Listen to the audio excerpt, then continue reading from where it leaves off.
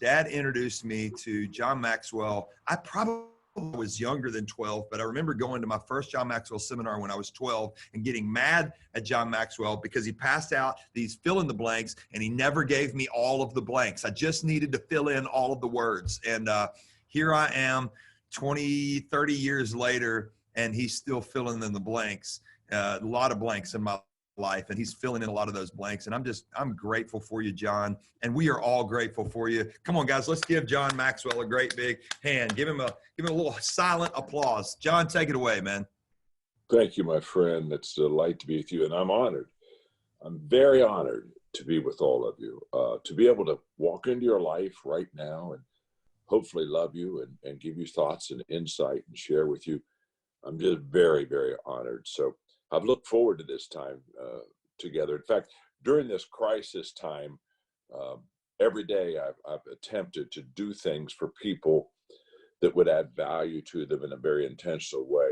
And I hope this adds value to you. You mentioned earlier that Jerry Mika's on this call. And Jerry had texted me, and he told me that he was reading my book, The Leader's Heart. And he asked me, he said, John, it's really helping me. And is it possible that you could, download that to all the pastors? And I told him, I said, well, we'll look at it, but it's a book. And when a publisher owns the material, I don't own the material, so I have to always go ask permission to do that. But if I can, I'll download that free for you. So I called Chad Johnson, our chief of staff, and I said, Chad, what can we do for, what can we give you? What can we do to add value to you? And so he's putting a package together that will come to you Thursday, Jeremy. If you'll just give Chad the information of who to send it to, he'll give you a link. And here's what we're preparing for you. It's all yours. It's our gift to you. Because many of you help us financially at Equip, and we appreciate that. But anyway, here we go. Whether you do or not, it's still our gift. Top 10, they put together 10 of my faith messages that I preached in my past. So and you have to understand, guys, some of those, and ladies, some of those messages I probably preached 20 years ago. So give me some slack, because I hate to hear. If I hear I did something 2 years ago, I never listen to it because it depresses me, because I thought, crap, that's not very good. It's not any, you know what I mean? You look and say, I've learned so much since then. And so, in fact, sometimes I want to call my last church and just apologize and say, look, I've been listening to some of those messages and you shouldn't even come. I wouldn't have come for what the pastor, you know what I'm saying? So anyway, so we put together, here's the package, a top 10 faith message. And then we put together a video called Today Matters that I did with about 5 people, which is all about how to connect with people today, of which I share my faith at the end. Then we put Paul's blueprint for evangelism, which I love to share faith. We put a miracle message in there. So we're getting you a package, okay? And it'll come to you Thursday, I believe. Jeremy, you just get the information to our team, to Chad Johnson, and we'll get that, okay? That is a huge blessing. And let me tell everybody on here, if you'll go to hopecity.com/roundtable and just subscribe, it's just put your information in there, then we will make sure that you get that free gift. And John, you never cease to amaze me, man. You always come with something like that. And that is such our joy. Blessing, it's purely our joy. And Jerry's the guy that kind of stirred my mind when he said a leader's heart. And Jeremy, by the way, we were talking to the publisher today to ask him if I can send that download to you for real. I'll do that too. I just have, but that's out of, in books, I have to always go to the publisher, they own the stuff. And anyway, okay, I'm ready to teach a little bit and just share with you from my heart. I love you. And let me tell you what the catalyst for this lesson. I'm going to talk to you about the wilderness experience. And it wasn't anything I thought of. A couple of days ago, Mark Cole, most of you know Mark, who really is the CEO for the entire John Maxwell Enterprise. Mark said, John, I just want you to know that I'm getting a lot of help out of the Leadership Bible right now. And I think the best thing I've ever done for leaders is the Leadership Bible. It's my baby. It's my pride and joy because it's the word. But there are over 600 lessons on leadership in that in the Leadership Bible. And in the back, if you've got the new version, it's been, you know, when it passed over 1 million copies, they did a third version, and now in the back it has all my books, all of my outlines of books that go to the secular community with scripture, every one of them. So I mean, again, you can just go back and take any of the books, and there's scripture application. So, and he said, but I'm getting a lot out of your passage in Luke on Jesus in the wilderness and your leadership teaching, because again, on each page, I have almost every page, I have a leadership lesson out of something that they've just read. So I opened my Leadership Bible to see what I said, and when I saw it, I thought, you know, this is going to help. This is going to help me, but it's going to help you. So let me talk to you about the wilderness experience, okay? And literally, if you went into the Luke passage, you would see that box down at the bottom, and pretty much the outline. But I'm going to fill in the outline for you now. You see, I think we are all going through a wilderness experience like Jesus did. And the first just quick thought I want to give you is the fact that it's the wilderness experience. This is the place that prepares us to lead. The wilderness experience is the proving ground, the testing ground for how we're going to lead other people. And so I began to ask myself the question, what happens to us as leaders when we go into this wilderness season that Jesus went into? Here we go. Number one, the wilderness season it's a season of growth. It's not a season of gratification. And I think that part of our victory during the wilderness season is to understand it's a wilderness season. And there's nothing gratifying about that season.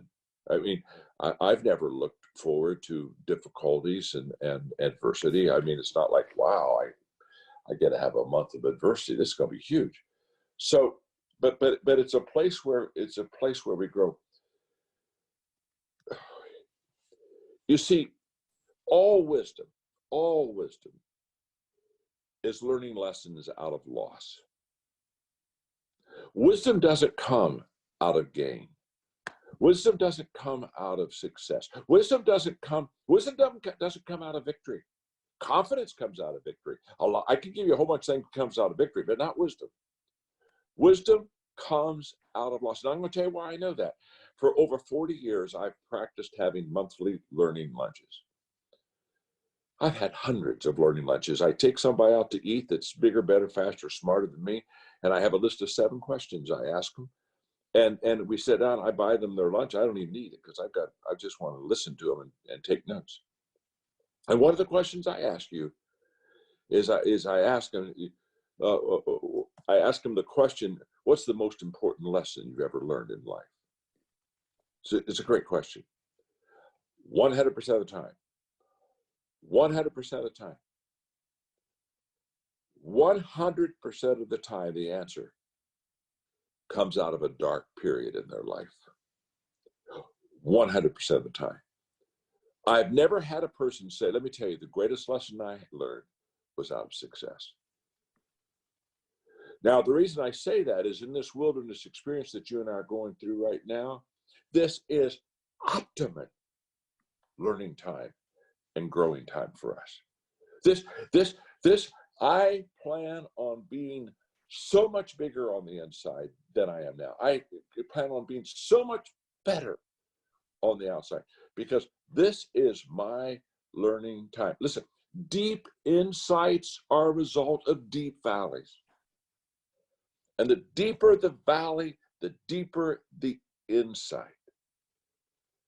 Wow, I don't want us to miss this. I am thriving right now, thriving spiritually, emotionally, mentally, because this is, I've never had such an opportune, great learning time in my life. It's my time for growth. It is not my time for gratification. I don't like what's happening. There's nothing about it that pleases me, but it is a phenomenal time for growth. And so the question I have to ask all of us is very simple. How can we as leaders lead others through difficulties without being successful going through difficulties. Again, you just have to understand. I'll talk later a little bit about moral authority, but moral authority doesn't come out of what you know. It's what you've gone through and what you learned and how you succeeded in it and how you succeeded out of it. That's where moral authority comes. Respect is always earned on difficult ground. Nobody gets respect because of a title. Nobody gets respect because of an association. Respect is earned in the battle. It's earned on difficult. It's all uphill. And when people see me, wow, when people see me overcoming, that's when they respect me as a leader. And so this is our time. And as connecting leaders, the ability to look at somebody and say, I understand, is basically saying, I've been there and I've come through it. And that's the huge connecting link. Okay, point number 2, enough of that. Point number 2, the wilderness season is a time of overcoming the temptation to take shortcuts. Because let me tell you something, one of the greatest battles leaders have is shortcuts. And no wonder, why wouldn't we? We're shortcutting sermons because, you know, it's Sunday, Monday, Wednesday, Saturday, Sunday. I mean, everything's speed and fast. And so we're saying, how can I get something quick? And, where's the fast food window, that whole process. And this is a season for us to overcome a temptation that we all fall into is what's easy, what's convenient, what's quick, what's fast. And let me tell you something, fast food is fast food. No one has ever told me that the greatest meal they ever had was after they went through a drive-through window. It's fast food. It's in a sack. Slice it any way you want it. It's in a sack. So this is our season to overcome. You know, I had a wonderful friend one time, and she'd say to me all the time, John, shortcuts don't pay off in the long run. And I'd say, boy, that's so true. Not in the long run. The shortcuts pay off right for the moment. But over the long run, we cheat ourselves. And shortcuts, what do shortcuts do? Shortcuts look for an easier way, never a better way. Never has a person in a shortcut said, I'm looking for excellence. I'm looking for expedience, maybe, not excellence.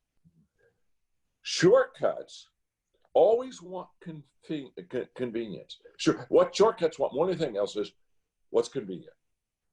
And let me tell you something. The wilderness season is a season of detours. What I put up every day in my mind is that every day I get up, when I start moving, what I'm going to see more than anything else, the sign that's going to be the most common in my life says detour. Can't go the same way I've always gone. Can't know the route that I've always known. There's a detour.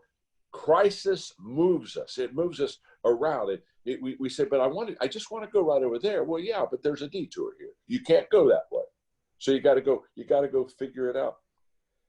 I had a conversation in one of my companies. I have what we call an executive circle where major executives get on with me. And I put on that phone for 90 minutes, a top CEO, and they give us 20 minutes of their life and their what they're going through right now. And then I do leadership lessons off of what they just said right on the run as they're saying, and I'm writing the lessons. And then I ask them questions, and then we open up the phone for 30 minutes and the other executives ask questions. And so in my question time with them, Jeremy, I asked him, I said, let's talk about your deep, dark, bad times of life, your failures.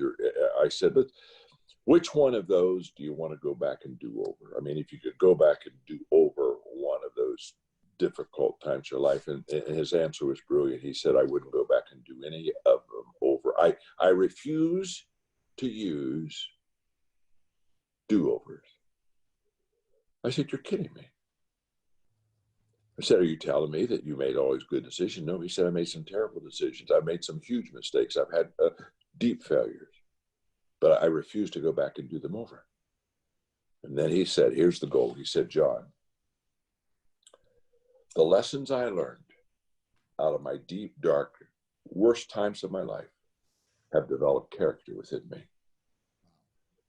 My inner workings as a leader, my character comes from not going back and doing over difficult times. He said, the lessons I learned out of my do-overs were more important to me than if I would have had success in my decision. I refused to go back and do-overs. And out of that, I said, man, there's a lesson. I'm not going to do over my do-overs. Man. Huge, isn't it? That's massive. You see, taking a shortcut is like letting God stick you on the operating table at about 10 minutes in before the operation's over, getting off. Wow. I have no desire. People say, well, when's this going to be over? I have no idea. I'm getting operated on right now. And the last thing I wanted to do is get over without me getting the most I can out of the season. Wow. You see, and that's what, saying with Jesus, again, I'm not doing much of the Bible application because you're all teachers and better Bible teachers, I'm sure, than I am. But the application, all that Satan did with Jesus in the wilderness was give him shortcuts. Here's a shortcut. If you do this, guess what? I get you shortcut. And Jesus said, don't do shortcuts. Don't do shortcuts. So how can we as a leader, here's the question, how can we as a leader lead over the long run?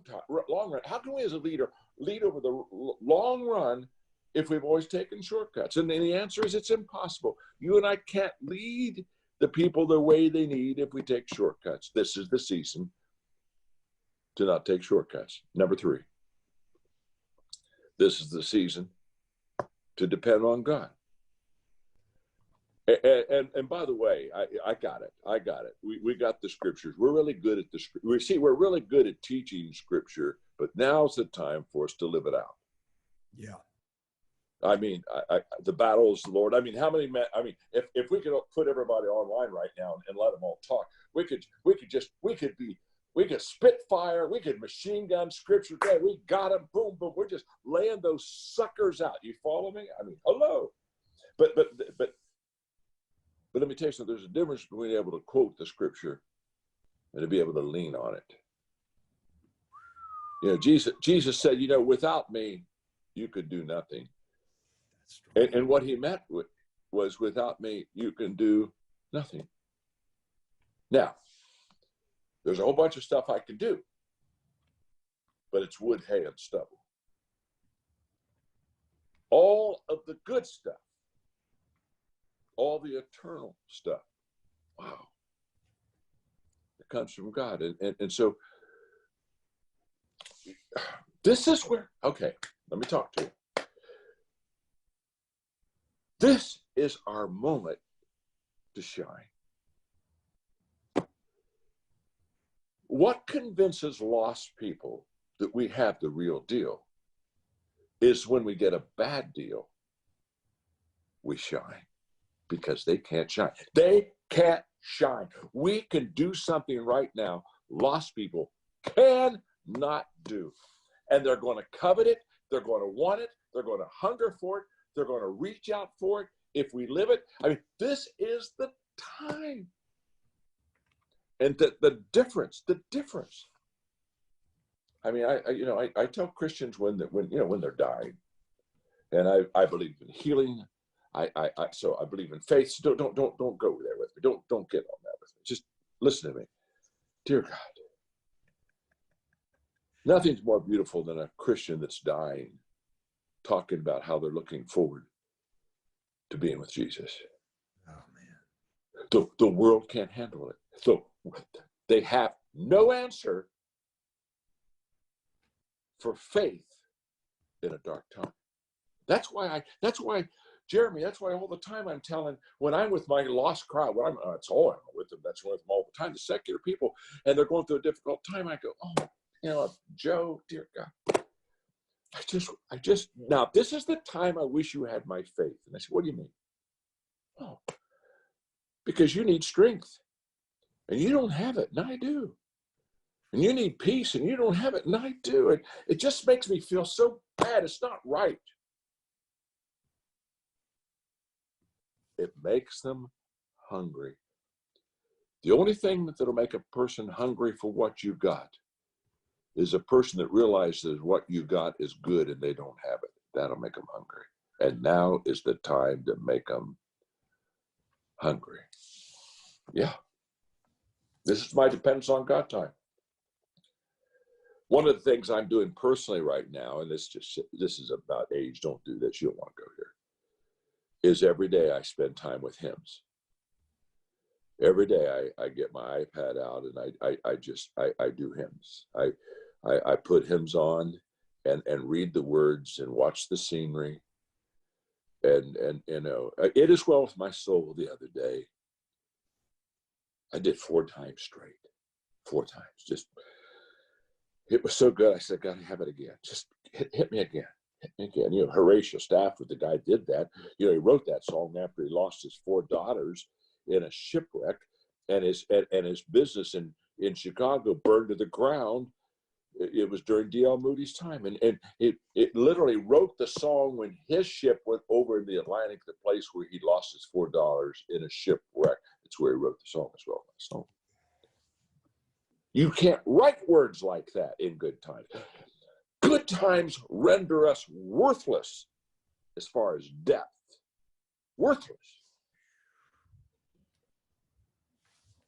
It causes me to depend on God. And the question I have is, how can we as leaders lead others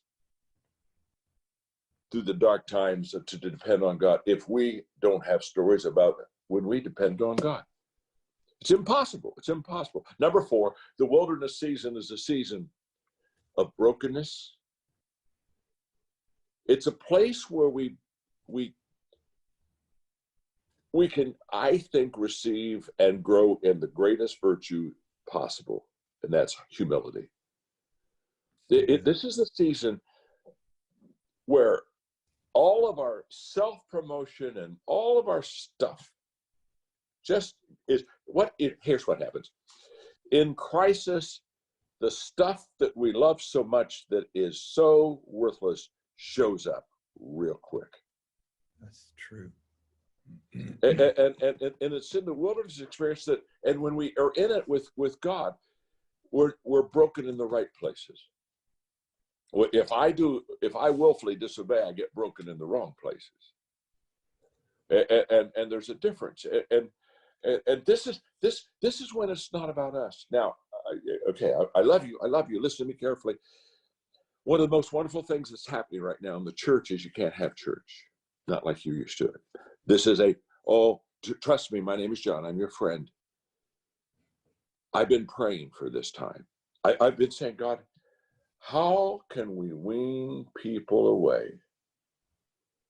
When I was a pastor, when I started out at Skyline, by the time I finished, it was one of the 10 largest churches in America. I was a 33-year-old kid when I took the church that literally I followed the founder who'd been there for 34 years. He founded the church before I was born. So get the picture. And I looked at the congregation my first Sunday and I said, let me explain to you what my job is. My job is to equip you to do the work of ministry. You pay me to get you to work. You pay me to get you to be a thriving, self-sufficient, growing Christian that does not need me and does not need this church. Now, do I love to go to church? I love to go to church. But let me tell you something. One of the healthiest things that can happen right now is forcing people not to be reliant on an event. It's not healthy. It's not healthy. That reliance on an event, a place, a time, a pastor, feed me, feed me, feed me, feed me, feed me, feed me. It's called hog theology. Oink, oink, oink, oink, oink. Cracks me up. We call it service. Where in the heck is the service? There's no service. I go to the spiritual watering trough, put on my little apron and basically burp while you stuff more stuff. We're already educated way beyond the level of our obedience. I mean, this is ridiculous. How many Bible studies do you need to get people to be effective in their faith? How many messages do we need to hear? Good Lord, it's killing me. This is a healthy time. Literally, I went to a Southern Baptist convention a few years ago. It was a preaching convention. I said, well, that's nice. I like preaching. I said, how many on the slate? And they said 19. I said, what do you mean 19? They said, we're going to have 19 preachers preach. I said, you're kidding me. You're just, tell me no. I said, well, okay. I said, I didn't realize it was like that kind of a preaching convention. I said, could I go first so I could get in and get out? They said, no, you got to go last. You're going to hold the crowd. No, you're the last one. I said, you got to be kidding me. I'm going to be last after 19.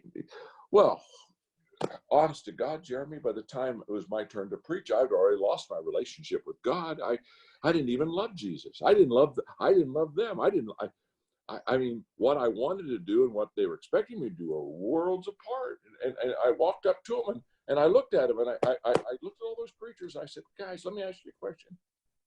I'm number 19 today. I am number 19. How many sermons do you have to hear before it takes? What's your number? What's your number? I mean, honest to God, do we need 19? Okay, I'm done. I'm ranting and raving. But here's a very simple point. In the wilderness experience, one of the greatest things that's happening here is it isn't about me. I'm going to get broken. I'm going to get humble. And it's not about my church. It's not about the size of my building. And it isn't any about that. That's stuff, folks. That's stuff. Wow. Number 5. Let me see how much time I got. I may be running over. No, you're crushing it. You're killing it. Okay. Just give me maybe 5. Well, I know you want to do Q&A, and I don't want to. Take your time. Okay, here we go. Number. It ends up being just you and me. I'm good with that. We're I promise you, the people who need to stay. The people who need to go have to go. It's okay. Yeah. Well, I don't want to, but I don't want to infringe on time. Here we go. Number 5. The wilderness season is a season where we solidify our mission. See, one of the great things about wilderness seasons is they very quickly help us determine our priorities. I mean, nothing helps us prioritize and get to the important more than tough times. Hey, tough times, what do? They help me determine my priorities. What do tough times do? They drive my values. Look at all the good stuff that comes right now. I mean, squeeze you during a tough time, you find out a person's values. Squeeze it, you get your priority. Tough times, it's the time that shows us who we really are. So in a crisis like we're in uncertain times, and so in uncertain times, if I don't know my mission, I basically will have confusion in my life and in the life of the people I lead, because I don't have my mission, so I've lost my way. But during uncertain times, if I have solidified my mission, out of it comes clarity. Okay, tough times purify who I am and what I do. I don't think John Maxwell, I'm just speaking for myself here, I don't think I had the ability to do that on my own. I know I don't have the ability to do that during good times.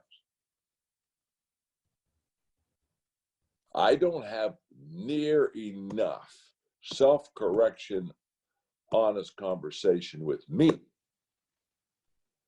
during difficult times or during easy times. It's always during those difficult times. It helps me to clear. And so I'll give you an example. Our John Maxwell, we got 7 companies, okay? And I say this just confidentially to you. It's a closed call, but I mean, we'll lose millions of dollars.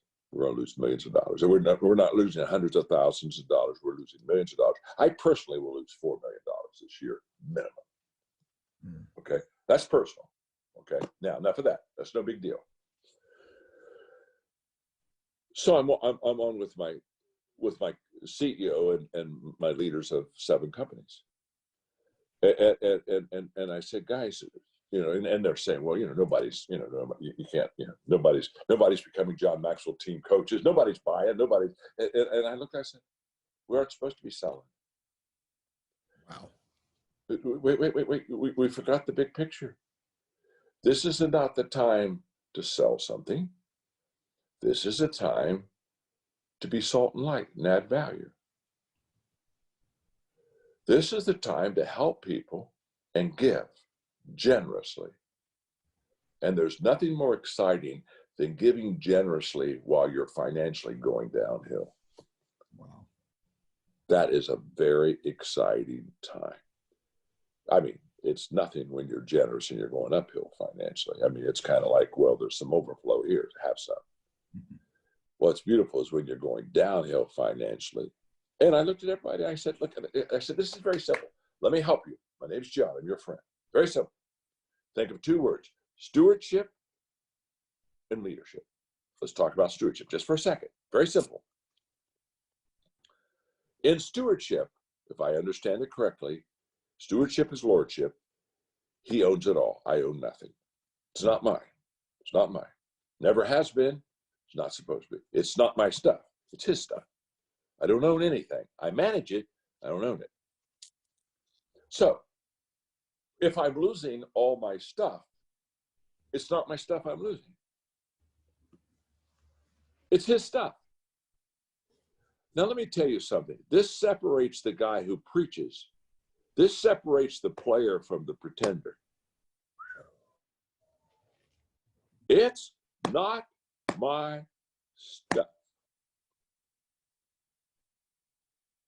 If it's not my stuff, guess what? I don't need to worry about it. It's not my stuff. If it's my stuff, I need to worry about it. See, it's not my stuff. And I know that. Brilliant. Hey, I did well when I had no money. I do well when I have money. I can do well if I lose all my money. It's not my stuff. Same way with your church. It's not your church, guys. It isn't your church. Never has been your church. Every Sunday, I had a ritual. Every Sunday, I pulled over. I lived 13 miles from our church in Skyline. And every Sunday, I had a place, a little deserted little parking lot. I pulled over. I turned the car off, and I had a 5-minute talk with God. And my talk was always the same. It's not my church, but I'm going now to it. It's Sunday. It's your church. You're the boss. I'm not the boss. Do anything you want. It's not my church. I resigned every Sunday before I went to do my duties. It's not my church. It's not my stuff. It's not your church. That's stewardship. Now, let's go to leadership for just a second. It's this fair. Hey, crisis. This is not complicated, folks. In stewardship, it's not my stuff. So if I have it, thank glory be to God. Blessed be the Lord. Blessed be the Lord. If I lose it, blessed be the Lord. Blessed be the Lord. Now, let's talk about leadership. Leadership decisions are very simple. I have no idea why leaders are just, oh my God, what? It's very simple. Let me help you? My name's John. I'm your friend. It's all about the people, period. It's all about the people. It's not about me. It's not about the church. It's all about the people. What's the best thing for the people? I told Mark Cole the other day, I said, Mark, it's very simple in leading the companies. It's very simple. It's all about the people. If we go bankrupt, it's all about the people. At least when we have nothing, we can look at the people and say, we put you first. It's very simple, folks. It's all about the people, and it's not my stuff. If you'll hold those 2 things right in front of you, to be honest with you, bad times can be incredibly growing times. Number six, I'm sorry, Jeremy, I am going too long. Here we go. Number 6, the wilderness season is where we get a proper perspective. It is impossible to get the right perspective during success. Look at the perspective that Jesus gained in his wilderness experience. Again, I don't need to do the preaching. You guys are better at it than I am. So I've really tried.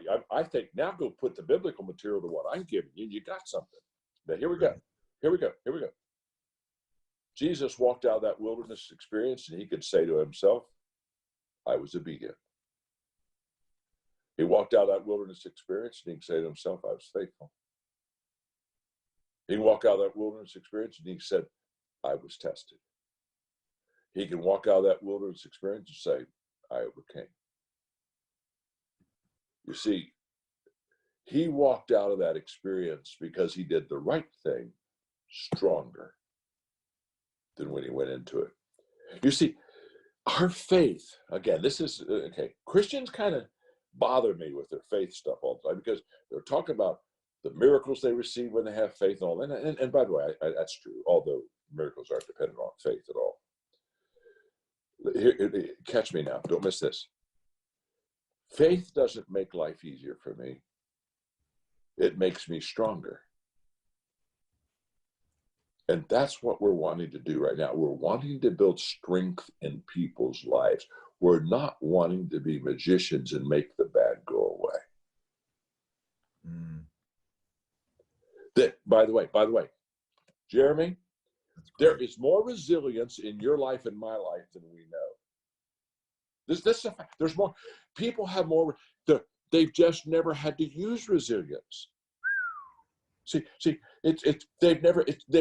So they've got this all stored up within them. This good stuff all stored up that's never been tested, and now it gets to be tested. Now they get to find out their capacity, that they've got more capacity than they ever thought possible, but we've never pushed the capacity point.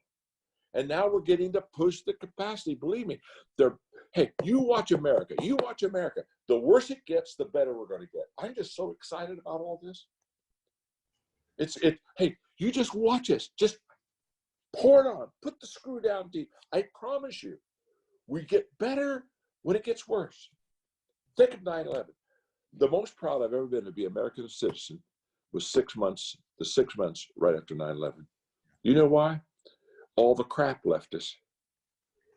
Politicians actually work together. Oh, what a novel thought. All of a sudden, we came together. We are so partisan right now. I keep saying, God, we are so partisan in this country. Well, the only way one leader builds a following is to criticize another following. It is the worst leadership form we could ever have. And I'm just saying, God, how can we ever again work together? I mean, but by the way, democracy only works when people work together. It doesn't work when people separate. It's a terrible system when people separate. Partisanship is horrible. It's never good. And what's going to make us come together? The crisis. It's going to make us better. And by the way, not only are we more able and resilient than we think we are, let me tell you something. God's more able and resilient than we think he is. We just haven't tested him. We haven't put him to the test on that. Last point, Jeremy, I'm done. Number point, the wilderness season is a place that prepares us for our ministry. And now I do go to the scripture. And Jesus returned to Galilee after the wilderness experience in the power of the Spirit. And his teaching was praised by all. You see, it was that wilderness experience that gave him the moral authority that he needed to have. And I touched on that earlier, so I don't think I need to go back to that, but respects are on difficult ground. Moral authority comes out of leading people through the difficult times. This is your finest hour. This is your finest hour. My finest hour, last thought, my finest hour is never my favorite hour.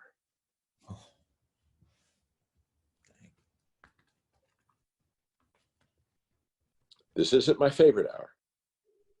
It does happen to be my finest hour, and it can be your finest hour also. Thanks. That's it. Blessings, blessings. No, I'm just telling you, my phone has been blowing up with everybody talking about how great it was. And yes, it will. Somebody just asked, it will be recorded. If you'll go to hopecity.com/roundtable, we recorded it, and you can go back and watch it. Also, before we jump into Q&A, next week I have Craig Rochelle coming on with us, and I will do the same type of format. You'll be able to send your questions in. It won't be on the same day. So we're nailing down a day. It'll probably be Tuesday, and it'll probably be around 3:00. But if you not certain yet, so if you'll go on hopecity.com/roundtable, just subscribe there. Promise we're not going to abuse your information. All we're doing, 100%. I think you know my heart. We're just trying to help people, and so then we can just send out your send the information out to you. Jeremy, can I jump in real quick? You said when you said Craig Rochelle was one of my favorite people and a terrific leader himself. He and I have been going back and forth during this time, and last week, Sunday, Monday, Tuesday, I did online stuff that went out on how to lead in a crisis, and then perspective, how to have the right perspective during a crisis. And we had over 1 million people join us. Unreal. And so anyway, Craig texted me, I think 2 days ago, and he was saying, John, he said, I've listened to this, and he said, it's the best. He said, I'm linking it up to all my people right now. So if they want to get that, I think if they go to Craig's link, or probably if they go to our link. See, I'm not technical. I don't know. I just know. I'll send them to we'll send them a link to your site to get all of that information. And then also make sure you guys sign up so that we can send you the stuff that John is graciously giving us for free. If you're just joining, go to hopecity.com/roundtable, sign up. John is offering some free stuff to us that he's going to send me by Thursday of next week, and we'll make sure that we get that to you. What a blessing, man. So I did have a question, and we'll do this one a little bit different. Everybody else has text them in or send them in on the chat. This one comes from my favorite person, my girlfriend. So I'm going to let her ask it. Jennifer, can you unmute your phone and ask the question that you want to ask, babe? Hi, Dr. John. I have my Bible that you autographed for me, and I just opened it up the other day at the box. You gave it to Jeremy the last time he was there, and I got chills. So thank you. I love you so much. But I wrote this question down while you were speaking. How did Jeremy and I grow through this time? As longer we go, how do we grow stronger as a couple? Well, let's put it this way. You have the time. So I'll just give you my last illustration. Last night, Margaret's here, her sister's with her, and which is great. They'd love to be together, and her sister is single, so it was kind of nice for her to come and be with us during this time. And so they really enjoy watching movies, and so I'm not really much of a TV person. The killer for me is sports is not on, and I love sports, and so But so anyway, so usually when they're watching a movie, I'm somewhere else reading or working, writing, or doing whatever I do. And last night they were in there watching a movie, and I didn't even know what the movie was. And I thought, you know what, John, just put your stuff down. And I went in. She was kind of on the couch, kind of laying there on the couch, and I just sat there where her head was. I said, "Here, just put your head on my lap here," and so didn't do anything except just hold her and watch a movie that I didn't even know what was happening half the time, but just that. I And nothing, no big deal, nothing big at all. It was just, okay, let me touch you. Let me just touch you and be with you for a little bit. And then I just think it's that stuff. I don't think it's the big stuff. I think it's the thoughtful touches that really make a difference. Anyway, it's great to see you. I love you too.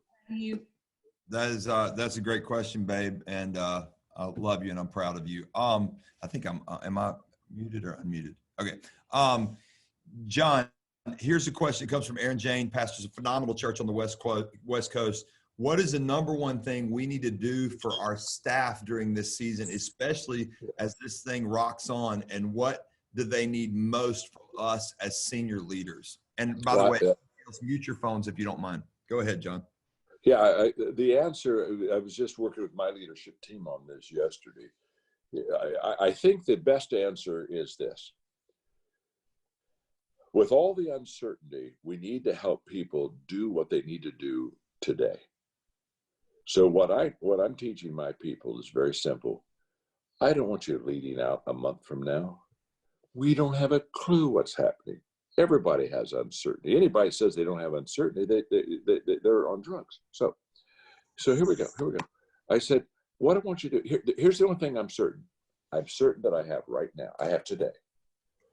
And guess what? Today is clearer than any other day. So take the day that you're certain and clear on and ask yourself today, what's the best use of my time, my gifts, and make today your best day. Tomorrow, you do the same. I think you every day lead for the day, because if you're a leader, one of the things you got to tell your people is, what I'm telling you now may change in a week. That's great. I mean, things moving too fast. Don't be an arrogant leader and just say, oh, I got a blueprint for you. I told my team, I said, I don't want you planning. I don't want you planning for the next month, a month out. You know, it's okay. It's like we're running a New York marathon, and all of a sudden the marathon stops, no matter where you were in the marathon, whether we're close to the finish line or maybe you're one of the strikers, and everybody has to go back to the starting line. Everybody. That's exactly what's going to happen at the end of this crisis. Everybody goes back to the starting line. But you don't know where the starting line is. And you don't know what you don't know what the route is yet. Don't go, you've got to lead for today. Lead in the now. The only time we have is this moment. So I think that as a leader, that's why I think constant communication with your people is real essential. Because I think if you're leading in the now, you have to constantly work with them enough to let them know, here's where we are, and this is what we're thinking, that's where we're going. That's brilliant, because I think if you get too far out ahead, you miss the opportunities in the crisis to actually go to the next level. So if you're trying to plan for 8 weeks down the road, you miss the moments that you had today. Another question. Hey, Jeremy, when this is all over, the most disappointed people are the people that didn't take this time that they had in this crisis and maximize that time. When this is over, the people that are going to be ahead are the ones that absolutely, I mean, right now is the time for me to do things that I should have done around the house that I haven't done. It's a time for me. Hey, it's time for me to do the things that are really good for me right now, because it's going to show up at the end. And wasting time or trying to kill time, at the end, they're going to look and say, ooh, I had an opportunity to do something, and I filled it with anxiety and worry. You know, I mean, worry is like being a gardener fertilizing your weeds. That's good. Worthless. Go ahead. Okay, this is a really good question. It just came in, and I feel the same way. All of a sudden, I went from having a gatekeeper and kind of people that helped keep me protected, and now I feel like a switchboard operator with my phone, and I've kind of maybe have opened too much access. How do I prioritize who I should be communicating with, and how, and who I shouldn't be communicating with? I don't even know if that makes sense how I'm asking, but it's a great question. How do I manage communication right now? Well, when all things are good, you have gatekeepers and you prioritize all that you do based upon the importance of people. I don't mean that in an unkind way, but that's how you prioritize your time. Now, if you start to give access, which I think is, by the way, a good thing. I don't think that's a bad thing. And so people can get to you a little bit easier, a little bit faster. The person that's getting to you, they may not be the most important person, but they may be the person that's hurting the very most. Now is the time for ministry. You know, and you know, you don't have to minister to them for an hour. You can minister to them in 2 minutes and have a prayer with them and encourage them. But I think now is the time. Leadership needs to be as visual as possible. Hey, here's your test. The more insecure people are, the more they need to visually see the leaders. Wow. So there's a visualness or an accessness. You follow me? That's great. During Hurricane Harvey, somebody put my cell phone number on Facebook, which was awesome. But I learned, you know what? You just lead through the crisis, and you change your phone number after the crisis. And that was the last thing I was going to say. When it's all over, just change your number. Start all over. How should we be communicating with our givers and business people in our church that have been holding our hands up? How do we communicate in an effective way with those guys and gals? Well, what I did is, we, as Jeremy, because you're one of them, we have what we call legacy givers for Equip. And these are pastors, churches, and business people that give $100,000 or more every year to Equip. And so I told my team last Friday, I said, okay, I want to do a couple things. I said, let's take the lessons I did last Sunday, Monday, Tuesday, and let's print them out or email them. Let's email them to all of our legacy givers and just say, hey, look, I just want to give you something right now. Now's the time to give to your givers. And now's the time to listen to your givers, because I want to tell you something. You've got some heavyweights that are having some heavy losses right now. Almost the way it always works is the people that are heavyweights in giving are also the ones that get the heavy weight of losing. That pendulum swings pretty far. So I think right now is the time to love on them and be giving and serving and making yourself available. Rob Hoskins is a good friend of mine, and I said, Rob, what are you doing? We were talking the other day. And Rob said, well, he said, I'm spending about half my day with my heavy donors, just listening to them, praying with them, because some of them are just losing horrendous amounts of money. And he said, I'm just trying to minister to them and love on them. Well, I think that's what we do right now with them. Well, and you've taught me the principles of success. And if you ever listen to me preach, guys, especially in this season, I think I've said it every weekend, principles of success don't change when circumstances are hard. It still add value to people. That's exactly right. You taught me those principles don't change. So I've had a ton of guys ask for this, and I don't think we'll have you go through it right now, but I'll just tell everybody, would you mind giving us the 7 questions that you ask leaders? You don't have to do it right now, but is that something I can send out digitally later on? Oh yeah. I can give them to you. I think right now I'd have to do it by memory, but I think I could. You don't have to. You can send them to us, whatever. Well, if you get another, just get another question real quick, and I'll see if I can't pull it up for you. Okay. I mean, okay, well, they're not hard questions. While you're doing that, I'll answer a couple of questions that came in that I feel like I can answer. Go ahead. Let me make a statement first. You said something about it as well with my soul, and we sang a hymn last weekend. We sang 2 hymns last weekend. We're going to do it again this weekend, guys. If you still haven't recorded your service for the weekend, it's never bad to include a hymn, especially during hard times, because you have more people that are tuning in that haven't gone to church in years and they don't know any of the new songs. But when they hear a hymn like It Is Well With My Soul, or Because He Lives, I Can Face Tomorrow, things like that, the Old Rugged Cross, I think, is what we're doing this weekend. There's something about it that centers people. So that's something that I would tell you. And then there was another question. Where can we find worship videos that we could use?